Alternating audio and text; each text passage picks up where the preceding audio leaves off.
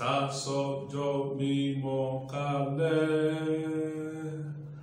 Ìràwọ̀ méje ló yọ ní òkè ọ̀run, àwọn ẹyẹ òkè lulè. Àwọn ẹyẹ òkè lulè, lulè oore ọ̀fẹ́. Ìràwọ̀ méje ló yọ ní òkè ọ̀run, àwọn ẹyẹ òkè lulè. Oṣù kẹsàn-án ọjọ́ kọkàndínlọ́gbọ̀n ọdún 1947. Iye iṣẹ́ rẹ̀ lágogo mẹ́ta ọ̀sán, Gọ̀wẹ́gbèje Ọ̀ṣọ́fà. Èyí lọ́kọ̀ ìkẹyìn tó sọ̀kalẹ̀ látọ̀run. Iye lóhùn náà ń ké, ìjọ mímọ́ celestial. Ìfẹ́ lóhùn náà ké, ẹ jẹ́ ká lọ fẹ́, gẹ́gẹ́ bí ìwé mímọ́ ti wí. Kọ́ríńtì kìíní orí kẹtàlá. Ìfẹ́ lóhùn náà kọ́ wa, bẹ̀rẹ̀ látẹsẹ̀ kìíní títí dé ìparí rẹ̀. Kọ́ríńtì kìíní orí kẹtàlá. Ìfẹ́ lóhùn náà kọ́ wa.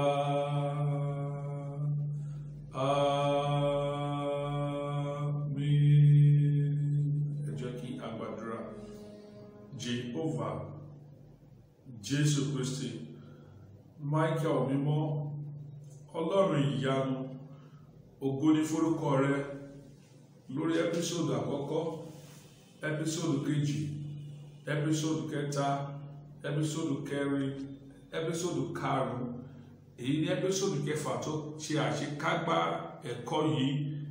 Àdúpẹ́ fọlọ́fíà àti àánú ẹ̀ tó fi fún wa. Ògo ni forúkọ rẹ bàbá, tí wàá gba ọpẹ́ wa nínú ọ̀rọ̀ rẹ tí a ti gbọ́ àti tí a tún máa gbọ́ nínú ẹ́písòdù kẹfà yìí. Jẹ́ kó mú agbára rẹ hàn nínú ayé wa. Jésù Olúwa wa, àmín. Hallelujah.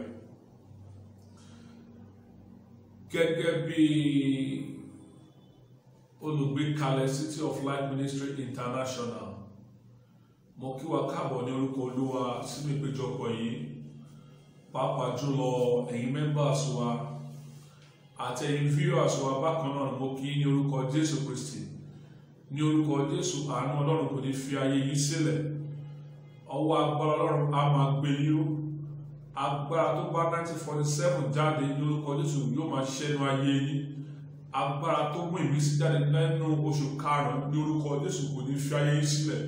Gbogbo òkè ìṣòro á di pẹ̀tẹ́lẹ̀. Jésù Olúwa wa. Hallelujah.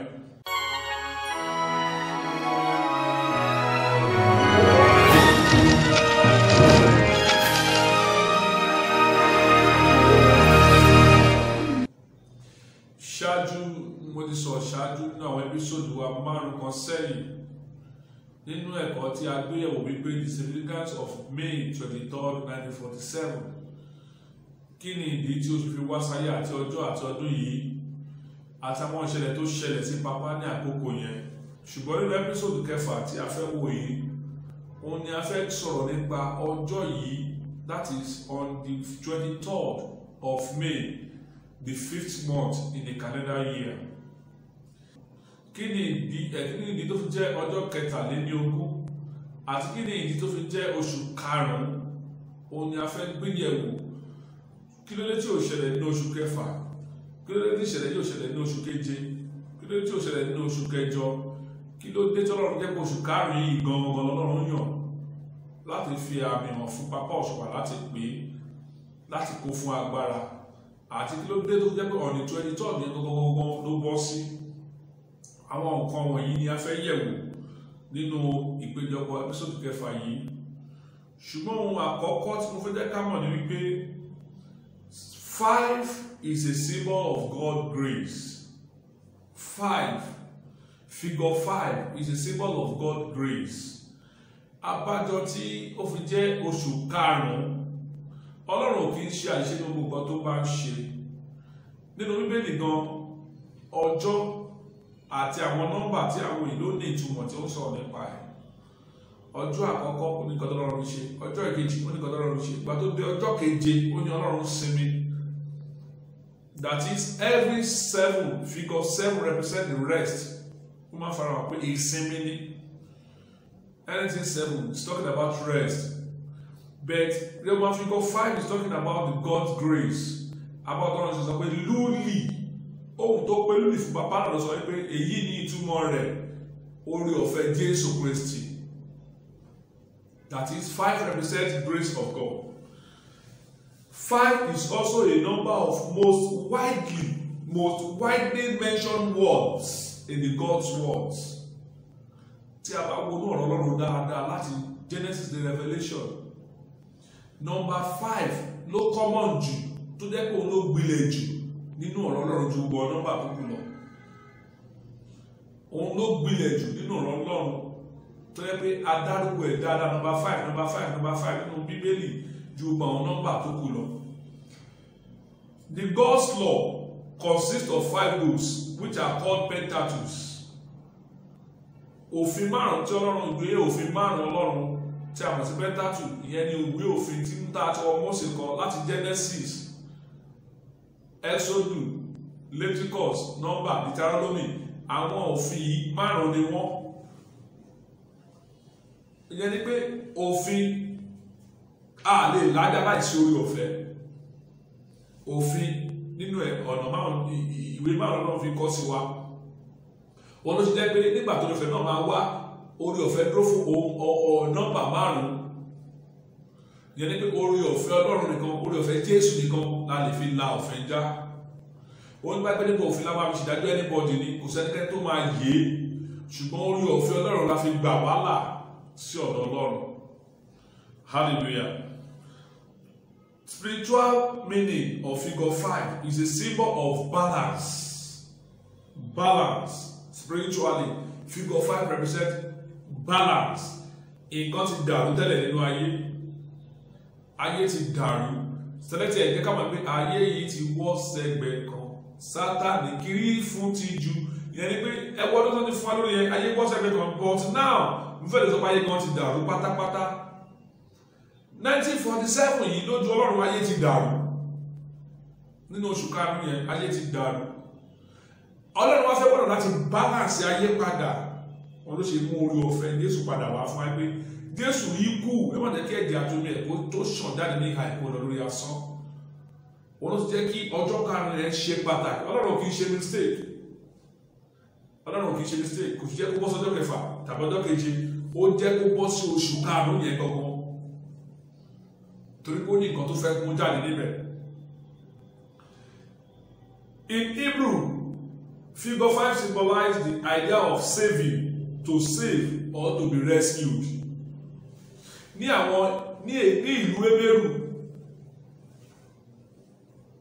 ìlú Hébérù tí Jésù náà ti jáde wá tàbí sí ilẹ̀ Júù. Number 5, figure 5, ó dúró fún ìgbàlà. Ó dúró fún ìgbàlà, kájọ ní kúrò nínú ewu. Ibikíbi tá a bá ti ní number 5. Number 5. Ó dúró fún ìgbàlà. Pé àwọn tó wà níbẹ̀ wọ́n nílò ìgbàlà Ọlọ́run. Àwọn tó wà níbẹ̀ wọ́n nílò ìtúsílẹ̀ nínú ìgbèkùn tí wọ́n wà. Ibikíbi tá a bá ti ní number 5 yẹn ni pé they are to be rescued. Ìyẹn ni pé in Hebrew 5 symbolizes of saving. Another thing, number 5 in Biblical means God speaks to his people. Èyí tá a bá ti ní number 5 ní Bíbélì, ó sọ̀rọ̀ pé Ọlọ́run bá àwọn ènìyàn rẹ̀ sọ̀rọ̀. Fún àpẹẹrẹ, adìlọsílẹ̀ kọ̀ọ̀kan ní beware of dog. Wọ́n kọ́ yẹn síbẹ̀ ní beware of dog. Wọ́n kọ́ ibòmíràn wọn ní kọ́ beware of dog. Wọ́n á kọ̀ ya orí ajá. wọ́n á ya orí adé àwọn máa gbèsè lọ́nà yẹn wọ́n ní kọ́ beware of dog wọ́n jẹ́ kó mọ̀ pé ibi tó dé yóò beware of dog ajá wà bí wọ́n kọ́kọ́ ní ọ̀rọ̀ síbẹ̀ ni bẹ̀ẹ̀ tí wọ́n á ya ajá yẹn kékeré báyìí wọ́n wá gbèsè lọ́nà bẹ́ẹ̀ gẹ́gẹ́ tọ́rọ máa bá wọn ní rẹ̀ sọ̀rọ̀ kálí bọ̀bọ̀ lọ́nà ń bá wọn sọ̀rọ̀ ó lè má sọ̀rọ̀ ẹ̀ jáde kan tó fún wọn bẹ́ẹ̀ ó lè gbé figure 5 síbẹ̀ tábà ti wá rí báyìí àwọn ọ̀gá lóòótọ́ Ọlọ́run bá wọn sọ̀rọ̀ lọ́wọ́ hallelujah. Likewise, we have 5 grace of God. Ọlọ́run fún àwọn ènìyàn ní oore ọ̀fẹ́ márùn kan. Oore ọ̀fẹ́ àti rí, grace of sight, grace of sound láti máa gbọ́ etí, grace of touch ọwọ́ wáyé. Tẹ́bárí ẹ̀yí pé ká márùn ló wà bẹ́ẹ̀. Ó sọ nípa oore ọ̀fẹ́ Ọlọ́run ni. Báwo kẹsẹ̀ wa, àrí pé márùn ló wà bẹ́ẹ̀. Ó sọ nípa oore ọ̀fẹ́ Ọlọ́run. Grace of smell láti lè máa gbóòórùn imú wa, and grace of taste. Ẹnu wa yìí àwọn wa àfi tọ́ ọkọ wa náà fi sọ̀rọ̀ jáde orí ọ̀fẹ́ lárí gbà ìyẹn ni pé tí ojú ò bá sí bẹ̀ tí etí ò bá sí tí mú ò sí tẹ́nu ò sí tọ́wọ́ òṣìṣẹ́ tó yẹ kó ṣiṣẹ́ definitely ènìyàn máa dàbí àpólà igi lásán tí kò wúlò a máa dàbí àpólà igi ni mímí iye rẹ̀ sínú wa òun ló gbogbo àwọn orí ọ̀fẹ́ márààrún ìjáde wa. Mo gbàdúrà fún wa orí ọ̀fẹ́ márùn lọ́dọ̀dẹ̀ fún wa yìí àti èmi àti rẹ lórúkọ Jésù wàhálà àdàmú kan kò ní gbà kó lọ́wọ́ wa.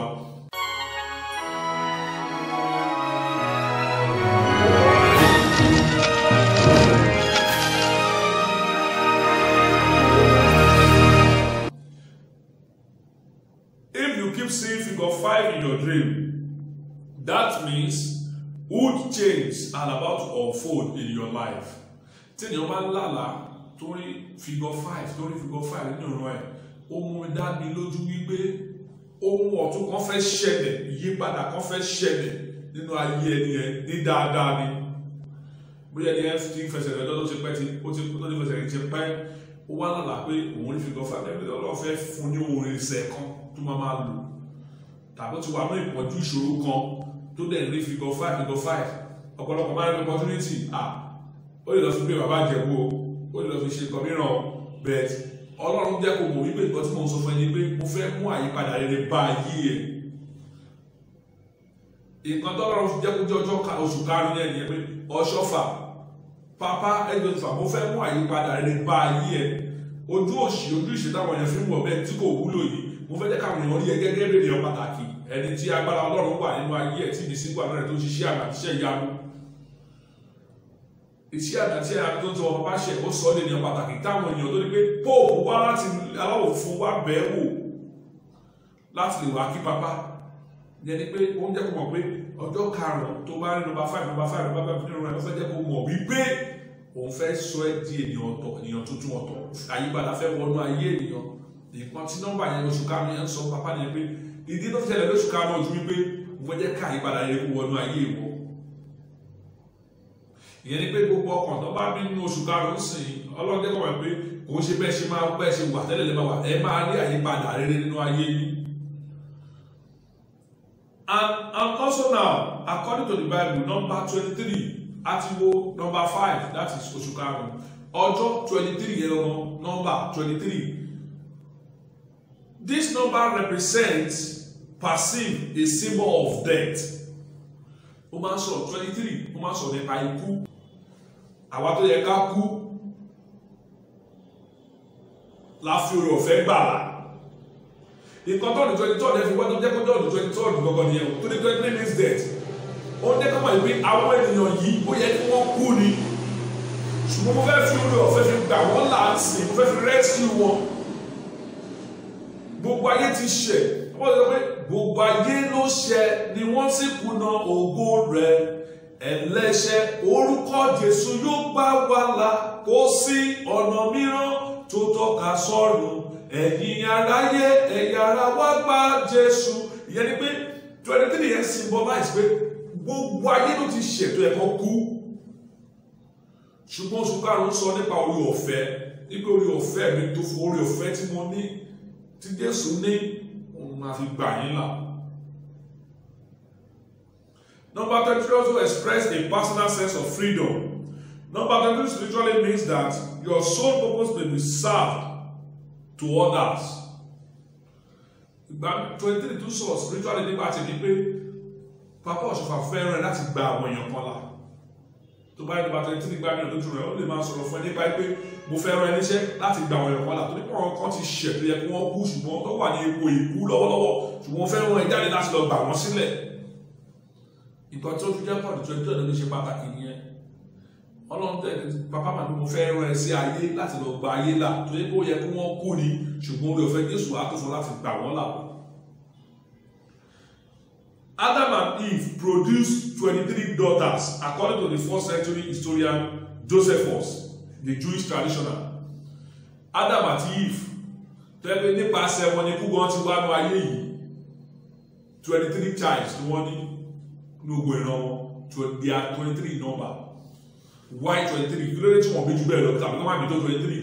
Ọlọ́run fẹ́ jẹ́ kí ẹ mọ̀ pé number 23 is a sign of death. Jezebel is perhaps the most evil woman mentioned in the Bible. Gbogbo alamọ Jezebel òun ló tó ní ẹ̀mí èṣù tó ní ẹ̀mí burúkú jù nínú gbogbo àwọn obìnrin tá a kọ́ sẹ́nu Bíbélì. Ṣùgbọ́n Bible reference to her total of 23 times in the God's words. Bíbélì tọ́ka sí Jezebel ní 23 times nínú Bíbélì wa nínú ọ̀rọ̀ Ọlọ́run yìí. Jezebel ẹni ègbé ẹni tó ń fa ikú sínú ayé ènìyàn ni. Why tó jẹ́ pé Bíbélì sọ nípa ẹni 23 times? Kí ló dé tí ò sọ ní 24 times tàbí 22 times? Bíbélì bẹ̀jẹ̀ kẹ́ ó fẹ́ máa fi díẹ̀ díẹ̀ fún mi 23 means death. Ohunkóhun tá à ń ṣe tó bá rí 23 death ó ń sọ̀rọ̀ nípa ikú nígbà àwọn tó wà mí àwọn nílò ìgbàlá.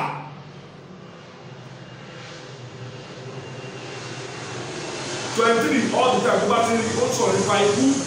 Àwọn tí wọ́n bá dẹ̀ wà níbẹ̀ wọ́n nílò ìgbàlá Ọlọ́run. Wọ́n nílò orí ọ̀fẹ́ tá a lè fi gbà wọ́n là. Mo gbàdúrà ní orúkọ Jésù Kristi agbára àti ògo Ọlọ́run a máa bá wa gbé o. Gbogbo èyí ni wọ́n jẹ́ ká gbéyẹ̀wò ká tún lọ wò láti episode 1 wá dé episode 6.